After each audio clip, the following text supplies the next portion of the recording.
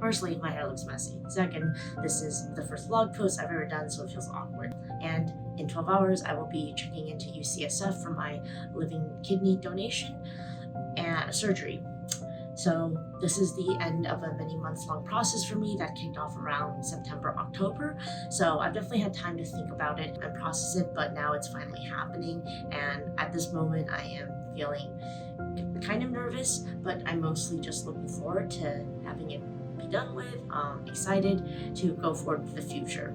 Now I'm donating through what's called advanced donation program. So tomorrow or today, my kidney goes to some stranger, and another stranger will donate to my intended recipient relative in the coming months. The reasons you want to do it this way, mine's being that I'm not blood type compatible with my intended recipient, but that's not really the point of this video. I'll get into that at a different time. So yeah, end of a longish process for me. Still some wait time left for my recipient. So we're not out of the woods yet, but as far as like my process goes, I am feeling like pretty at peace with it. I definitely took the past couple of days off to just really process and think about it and be with myself. And as weird as it sounds, my left kidney before it goes bye-bye to its new home. And what I found really helped me therapeutically was doing little rituals, ceremonies, even journaling for my left kidney. I know you STEM people especially are probably rolling your eyes at this, but I'm telling you, like, for me, writing a letter to my kidney, thanking it for the past 24 and a half years, wishing it luck going in the future, really helped for helping ease my nerves going into this. So yeah, at this point, I just feel pretty like I'm ready for this, I got this type of feeling. What also helped, I will say, is earlier today, the morning and afternoon, my friend and I spent it out on a boat in the middle of a lake, surrounded by nature, not a lot of people around, and that kind of tranquil, serene environment was a nice juxtaposition, let's say, to the anxiety I'd been feeling days prior. And I guess just being out in nature, reconnecting with Mother Earth, just reminds me that life goes on after this, and there's still plenty to look forward to. So I definitely recommend getting out and touching grass. Don't talk to ChatGPT all day. So yeah, that's how I'm feeling. Also, one more thing I did tonight, which I honestly should have done a lot sooner. I YouTube some videos and other vlogs, which inspired this idea of people who had donated their kidneys, and actually learned a couple new things today that about the hospital experience that I probably should have known beforehand. Glad I did that, better late than never. And yeah, just generally just reminding like myself that like this is a gracious thing. I'm gonna feel great about it afterwards because like I'm literally saving someone else's life, and my life goes on pretty normally afterwards. So we'll see how it all goes. I haven't had a major surgery since I was 7 years old, so I don't really know if how I'm gonna handle like pain, if I'm gonna be a whim to it all. But either way, this is something that's happening, and let's just get at it and look forward to the future.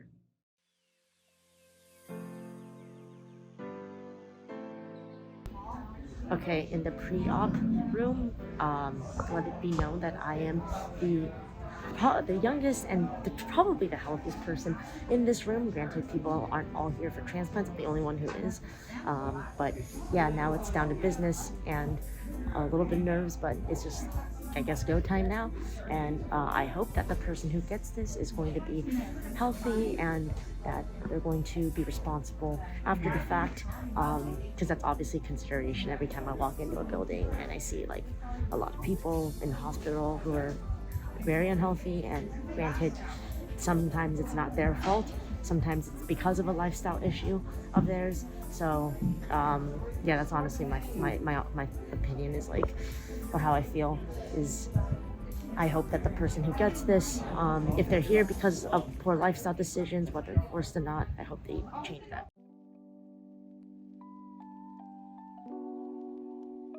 Everything went well.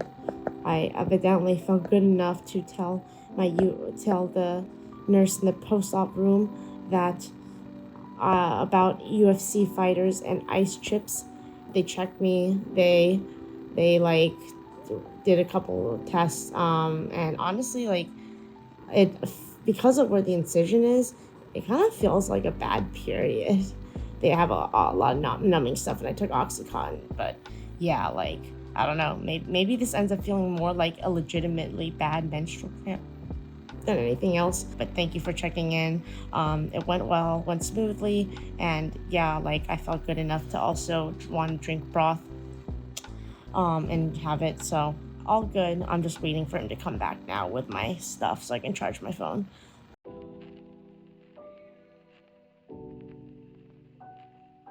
It is 6 a.m. the next day, and it was pretty much impossible to get any sleep after midnight because every 1 to 2 hours somebody came in to either check my vitals or draw blood or collect something.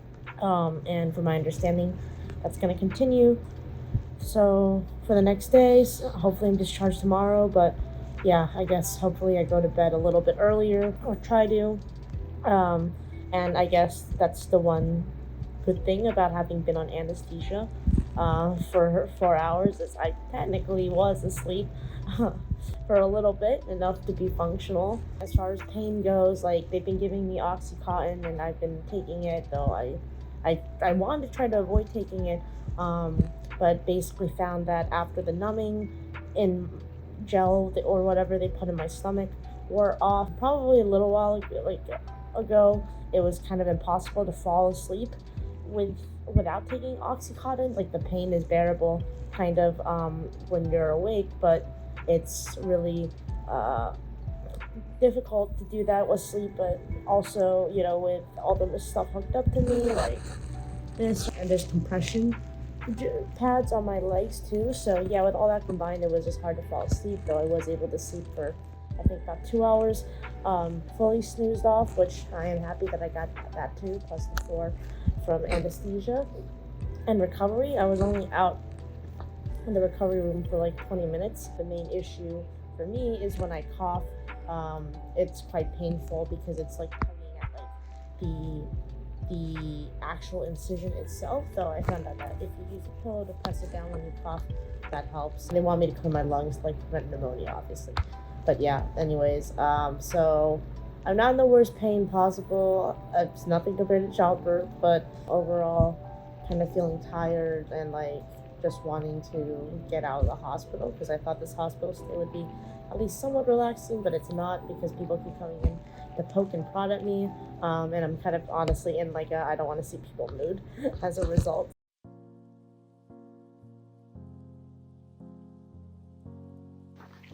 Okay, so the rest of day 2 was a whirlwind. Physically, I'm recovering great, but emotionally, definitely the latter half of the day was challenging, though the highlight is I did have friends come visit. First time bringing me flowers, which is nice. Basically what happened was the surgeon came in to debrief the surgery, and during that conversation, it revealed that there were I had two slight misunderstandings / misconceptions about what would happen to my remaining kidney after the surgery, and how it functions in lieu of being the only kidney now.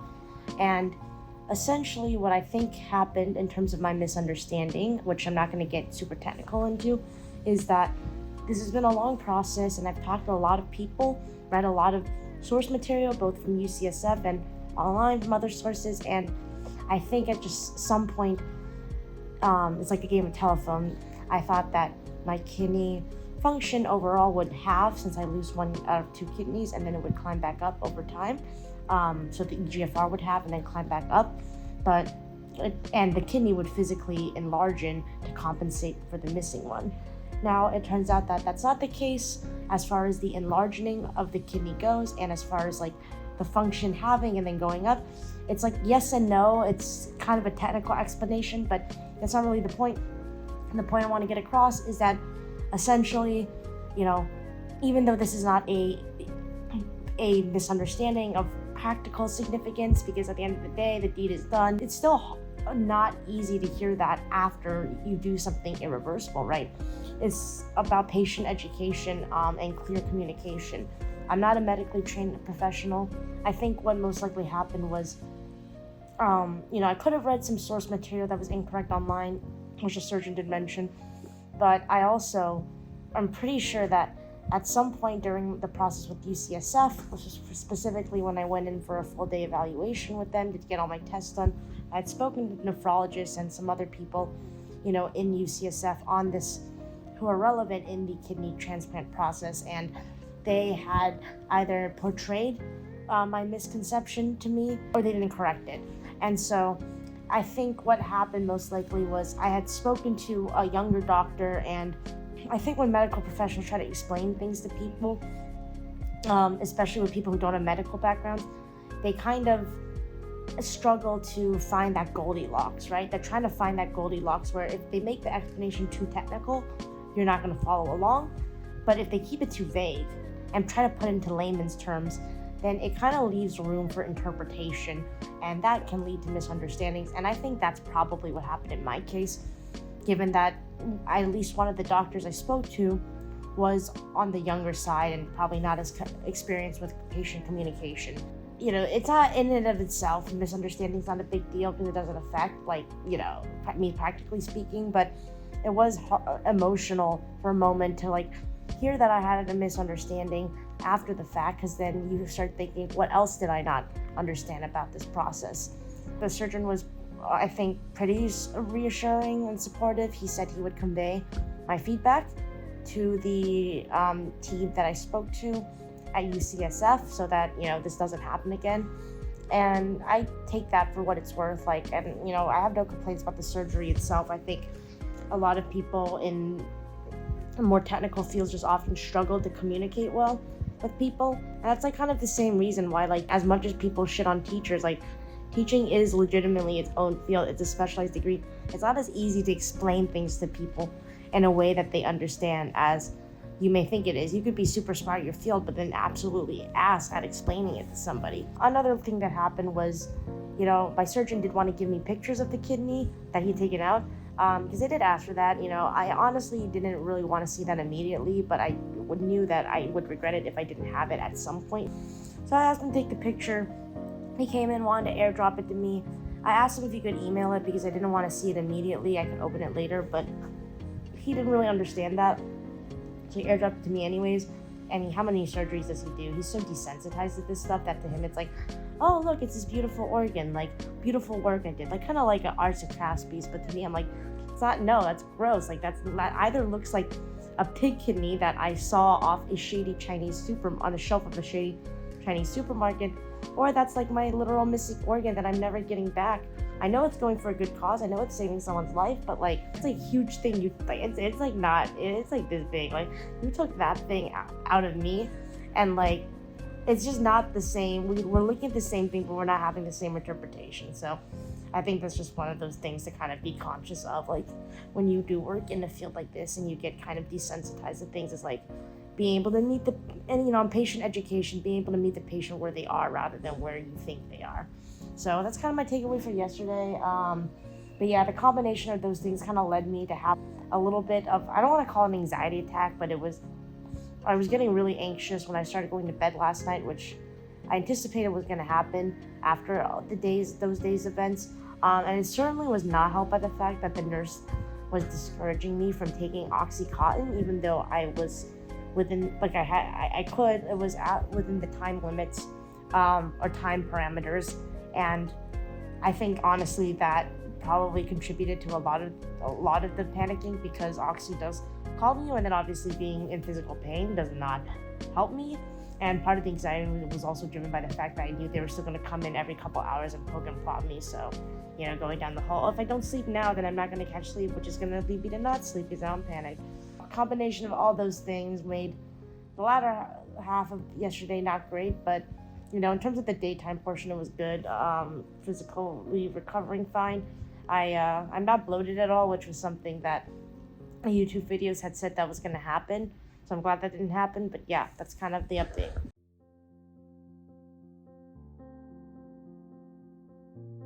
Alright, so day 3 was yesterday. Overall went pretty well. I was discharged, and I admit I was a little grumpy at one point because basically started feeling the side effects, the nausea and wooziness of oxycodone. But aside from that, things went well. Got discharged, was able to just rest up at home, which was nice. Surprisingly, stairs haven't been an issue, and today I'm able to actually walk around, albeit like a decrepit old man. And I got this little stomach brace that just helps me when I walk around to keep things stable, like a weightlifting. Overall, feeling better. Spirits are higher now that I'm able to be home and rested. And I did get a couple follow-up calls from people who were concerned about my patient experience at the hospital, and I do appreciate the fact that they're trying to improve on areas where they can, like on bedside manners. But other than that, like not much else to report. Today was pretty chill, take it home easy, and actually got a couple gifts from my coworkers, and other friends, which was really nice. And so I think it's just one of those things where I'm just like glad to have good people in my life.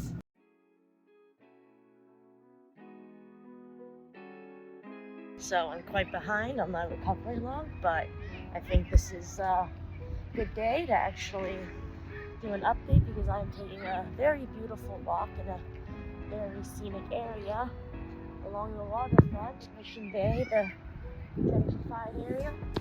But update. So honestly, the first couple days I was home, not too much happened, which is why I didn't record anything, and then I just forgot and got lazy. But basically, I guess the main update was I got a little bit of withdrawal symptoms from opioids after I stopped taking oxycodone, which is crazy to think because I really only took about 2.5. Well, I was on 5 and then I went down to 2.5, then to 0 milligrams. So just think about how, I'm just showing you the nice background, thinking about how crazy it was that Purdue Pharma would make these things at like 20, 30, 40, 50 milligrams. And they look just like little aspirin pills. So I definitely see how people could have gotten addicted. So Purdue Pharma and the Sacrifice family sucks. I was like feeling kind of loopy for, most of Monday as a result. After that, it was pretty much, I would say overall smooth sailing. Like you can see, I'm out walking around, which is incredible to think about. I took an hour walk around Mission Bay about 3 days ago, and I honestly could even go longer today. I actually went to the office as well. Past 2 days, I went to work. I went to dinner. I was literally going to a bar. I didn't drink anything though, just non-alcoholic beer. You see back there, that's Oracle Park. And here I am just enjoying the nice weather.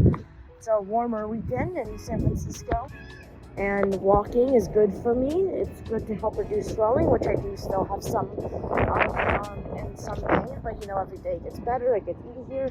And it's really incredible to think that it was only a week and a half ago that I got a freaking organ removed. But here I am by the waterfront, listening to music, walking along, enjoying my day, and might even try to go to a party this long weekend. If anybody's thinking about donating a kidney, I can confirm recovery is incredibly fast. Though, of course, for me, anyone who knows me knows that all my hobbies kind of revolve around physical activity, and right now they are pretty limited to doing these walks. Keep using them as kind of like meditative sessions, exploring my surroundings, and hopefully in the next 4 or 5 weeks will pass by sooner than I think, and I can begin doing some of what I like to do, like fishing and some lightweight training again soon. So look at that, look at how nice and gentrified this entire area is. Used to be industrial shipyards stuff. Water definitely not swimmable, drinkable or fishable though. Smells kind of bad, but anyways, that's the update, I suppose. Is recovery's going well. I think having my friends around to take care of me and keep me company, and honestly just keep tensions down as well, because you have guests over, you gotta behave, and then it's a nice change of pace. They kind of inject new humor, new energy into your daily surroundings. So I'm really happy that I had my childhood friend and one of my closest friends in college over for the past week, and it was kind of sad when they left and it became all quiet again. And I'm not gonna lie, having the housemating around is helpful. Can I take care of myself? Sure, but is it nice to be able to be yes, friend, please put on my socks and grab my stuff? Pretty nice too. So definitely missed that, but more so missed their company. And I think things are looking pretty up. So that's the update.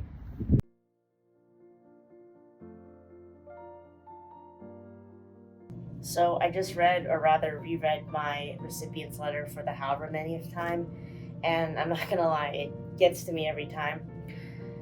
Very heartwarming, honest, genuine letter, and the best I felt about the process, everything so far. It really makes it all feel worth it. And honestly, my first thought after having read it a couple times was, if you want to do something to help someone else and also make yourself feel good at the same time, you should consider donating an organ. And I actually told one of my friends who was thinking about this, yeah, you should definitely donate an organ. I highly recommend it now, as weird as it sounds. I recommend donating an organ just as an experience. In all seriousness, the person who got my kidney is exactly the kind of person that I would hope would get it. I can tell that they're going to be responsible with it, that they're not going to take this second chance at life for granted, and they're going to live life to the fullest, which is all I can really ask for. What's also cool is we actually have quite a few things in common, and I don't know if I can guarantee that that's going to happen to you with your recipient if you go through this process, but it's kind of an added perk. Basically, really thoughtful letter, and I sent my reply back to something that I am very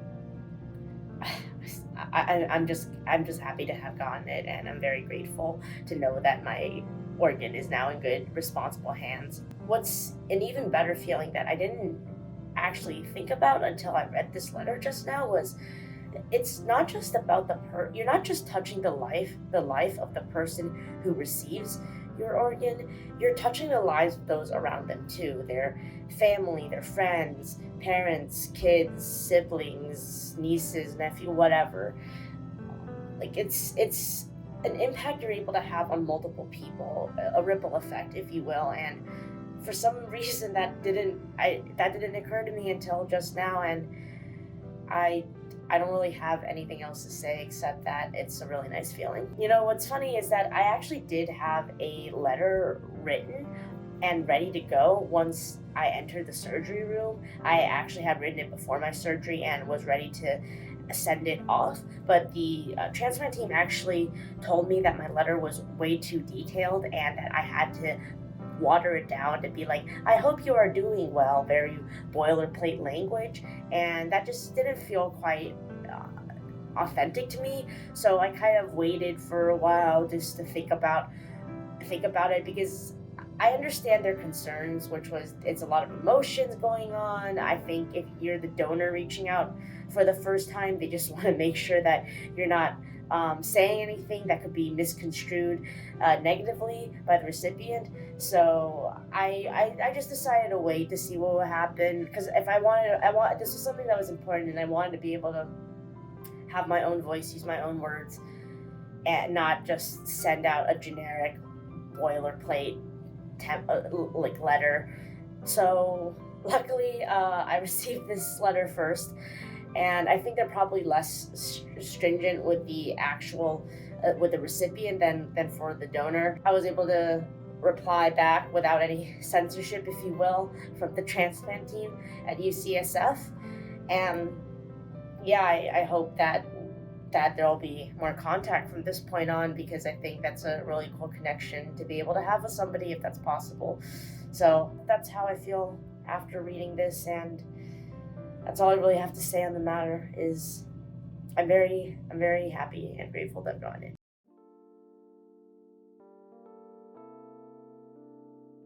It's been quite a bit of a time gap between the last video and this one, so this is now the 6-week mark of my recovery, so woo! So for context, remember 6 weeks I'm not allowed to lift anything heavy or even bend forward to avoid developing a hernia. So you can imagine how awkward it is having to squat to the ground to pick up anything or take a knee. So yeah, we made it here, and it's been, I don't know how to describe the wait, interesting at times, normal at times, mostly abnormal. It's weird. I would say I kind of fell into a new routine, but it wasn't a routine that I necessarily liked, like it was okay, but I definitely prefer to get back to my old routine. In terms of what I was doing, for the first kind of 2 weeks, it was just mostly recovering, don't really have the same energy, so I didn't feel like I was missing much. Now, by the end of the second week, I got back into one thing that I used to do, which for my old routine, our normal routine, which was I pick up trash on the weekends as a volunteering thing. So I got back to that, and I don't know, what lifesaver, godsend. And I would say the hardest weeks were like weeks 4 to 6. And aside from residual numbness and soreness, which I think is just going to take months to go away, unfortunately, I was like feeling pretty normal, but I couldn't do the stuff I wanted to do yet. So that definitely got to me mentally, having cabin fever, kind of being cooped up at home because I didn't really have a reason to be out doing as much as I used to. Like, for even just like not going to the office, right? Because I would use a gym by the office after work, and no exercise allowed means no office. So cabin fever, cooped up, etc., restless, getting frustrated from that. And for me, I express my frustration and anger in a very physical way, so then not being able to express that in the way I'm used to didn't really help. That being said, obviously made me change course and like try to look at alternative ways to deal with that stuff. I've been talking to someone on BetterHelp consistently over the past few months, who's been supporting me throughout this process. She's been helping me kind of get through the surgery, the recovery, but also working on some longer term goals. So anyways, yeah, making progress on that. That was something I did to kind of keep busy. Work obviously is another thing I did. What else did I do to fill the time? Just a lot of either like new things or more of old things that I hadn't done in a while. I decked out the patio finally, set this up with help of friends, and I couldn't actually do much. I started planting some herbs / I don't know what you call scallions, but yeah, edible thingies. That's a new thing. I at some point thought to myself, wait, when was the last time I was this bored and just not able to do what I wanted? Yes, it was the first 6 weeks when the pandemic first struck. What did I do then? I took really long walks, work and school in that case, work in this case. And then I also play with my nunchaku. So I actually took these out, and I started just like playing with this, twirling this on the patio. People walk by and think I'm a maniac, murderer, Bruce Lee, wannabe, whatever. But this thing I also just do for fun. And I'm not gonna lie, that threw me for a weird deja vu. What a logic stream. I'm bored and I can't do what I want to do. Let me do what I did during the pandemic. Wow, this makes me feel kind of sad on one hand, like I'm reliving all those old pandemic memories, but it's okay. So anyways, old hobbies like that. Took longer walks around the area. I obviously hung out with friends. I met some new people, caught up with people who I hadn't seen in a while. So just like, interacting with people who are my regulars. Went to an outdoor movie screening, which was really fun. Because of Moana, which is like my favorite Disney movie. I got Michelin dinner with one person one night, and I did not realize it was going to be Michelin walking in, but it's fine. It was very good, so worth it. And I also been on some Hinge dates and Bumble dates. Just, why not? Just kill some time, meet new people. And this last week, I actually got back into stand-up comedy in that I had a creative spurt and finally just forced myself to sit down and write some new jokes. I performed that in an open mic this Sunday, and was kind of nice because it had an actual audience, and it was in a real theater, a community theater. I also took an improv class, and that is something I am signing up for and plan on doing for the next few, month and a half. I realize it doesn't sound like I've been doing nothing, or I've been too bored. I also caught up on Netflix and other shows. I watched Beef with Ali Wong in it. Whoever said that it was a comedy, by the way, not a comedy. Caught up with some anime too. Watch Attack on Titan, rewatch parts of Attack on Titan. Being a weeb, and yeah, that's kind of it. So we made it through, I would say, the hardest part of recovery. Obviously, I don't know how I'm going to feel in the future, but I do think it's getting better from here on out, because even having the freedom to be able to do some of the stuff I like to do, whether it's fishing or going to the gym, even if I'm not powerlifting yet, just being able to be in the gym and doing an exercise with my lower body in the gym helps. And that'll also get me out of the home more, go to the office and such. So yeah, I think that's the main update for right now.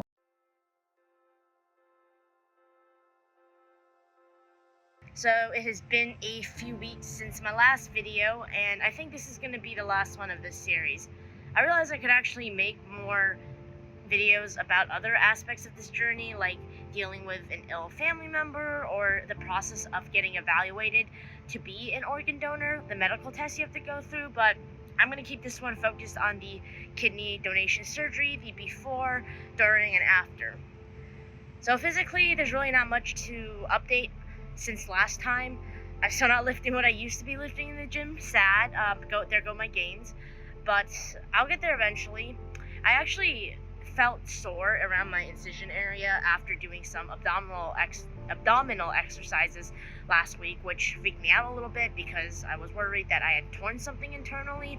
But the nurse practitioner in charge of post-donor care told me that that's normal. The muscles just need to stretch out around that area. So my only advice to you is just listen to your body.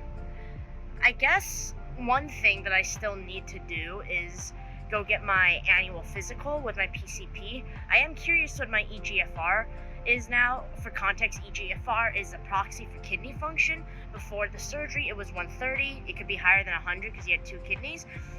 After the surgery, halves to 65. And I'm anticipating it to land somewhere around 70 to 80% for the rest of my life, basically, as long as I stay healthy. So I'm not expecting any wild deviations there.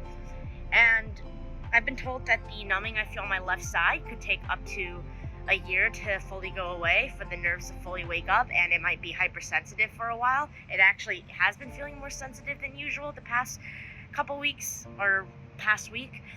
So be aware that's something that may happen, and at least for me, it doesn't really interfere with any of my day-to-day functioning, so it is what it is. I want to touch on something that I mentioned earlier in my videos, but I haven't returned to since, which is that I'm donated through the advanced donation process. So to keep a long story short, basically, if you are not a direct match to your intended recipient, you have 2 options to donate: paired exchange or advanced donation. Paired exchange, you go in at the same time to the surgery room, and advanced donation, you as the donor go first, and your intended recipient receives a voucher for a kidney in the National Kidney Registry. And what that voucher does is basically it allows them to skip the line in their blood type pool whatever. So the main reason you might want to do it through advanced donation is, one, it shortens the wait process for your intended recipient because they get higher priority because you've already given into the system. And the second reason, which a lot of people choose to do this for, is because then you as the donor have more flexibility over scheduling of the surgery. Say you're a busy college student out of state, and you get a call 4 weeks before your final exam saying, hey, we found a match for both you and your dad. Come into the surgery room in 2 weeks. Doesn't sound ideal, does it?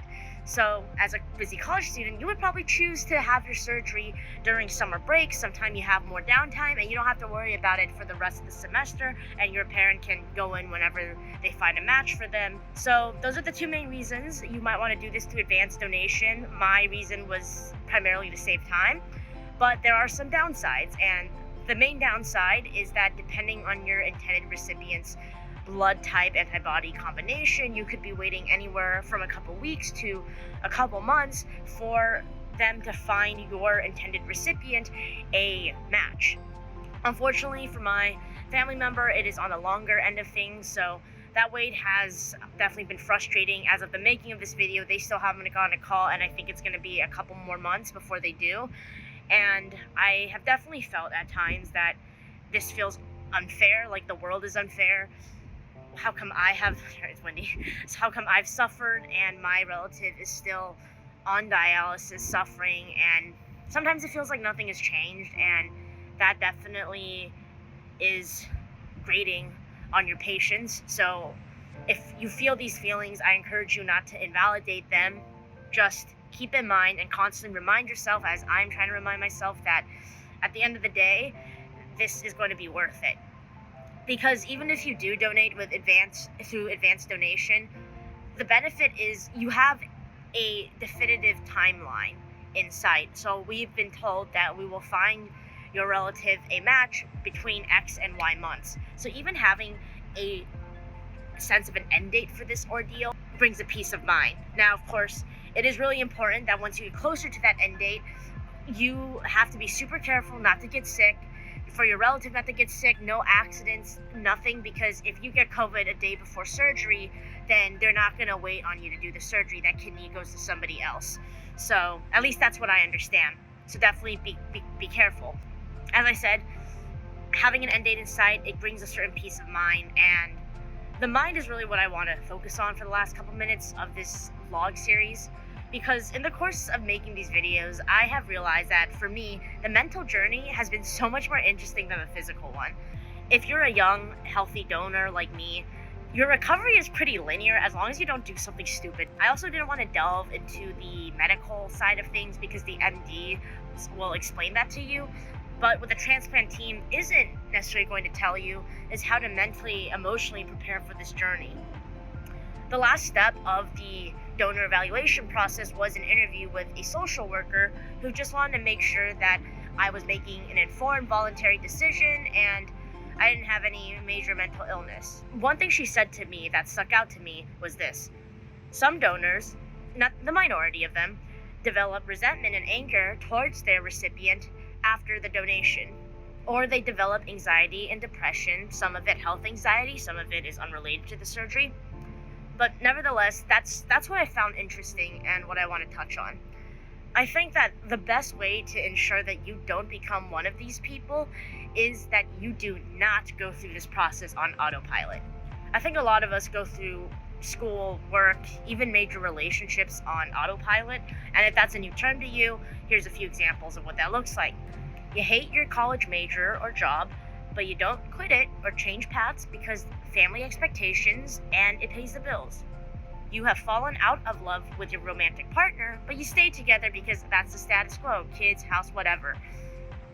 You donate an organ to your family because that's what family's for, and you don't stop to question what that means for your relationship with your family member going forward. The problem with going through life on autopilot, and I've been guilty of this in the past, is that it often means we're not checking in with ourselves. And it often means that you're repressing your emotions. And if you bottle everything up, it's going to explode at some point. I did not want to explode the moment I woke up from anesthesia. I didn't want to wake up feeling angry towards the world, regretting my decisions, etc. So what did I do? In the months leading up to the surgery, I talked to a therapist, I journaled like crazy, I frankly limited communication with people who constantly dragged my mood down, and I reached out and thanked people that had inspired me, done the opposite of that along life's journey, including people I hadn't talked to in years. You could say that making these videos was also part of that therapeutic process for me. What also benefited me greatly was I had some open, sometimes difficult, heart-to-heart conversations with the relative I was donating on behalf of. I think we talked about our shared and respective pasts, how they shaped us, apologized for things we'd done wrong before, and we tried to think brightly about the future, think positively about the future. Look, it's not possible to see eye to eye 100% of the time, but at least for me, being able to understand each other better, especially outside of the experiences of just the surgery itself, that helped me prepare. I know it's not easy for a lot of us, especially when we're dealing with intergenerational and sometimes cultural differences, but if you're about to give away a literal part of yourself for them, when's a better time to start that conversation? Now, I will caveat this by saying I am not perfect. I screw up, I backslide, and I still argue with my fam, especially in the immediate weeks after the surgery when I had a lot of pent-up energy. But none of those hiccups along the way, shall we call them, change how I really feel about this entire process, and that's this. At some point, your relative or friend, if that's who you're donating for, will probably tell you, I feel so bad, so guilty that you have to do this for me. I think the courteous response is, don't feel bad, I want to do this for you. For me, it's the same but a little different. My response is, don't feel bad, I want to do this because this is my turn to struggle a bit, forge a stronger character, and become like the people I admire the most. This is part of my story, and I'm proud of it. I hope that if you're going through the same process as me, you're able to find meaning out of your experience. I highly encourage that you do look for that meaning, And even if you're not going through this organ donation process, I hope that there were helpful tidbits for you out of this video series. Thanks for tuning in, and best of luck going forward.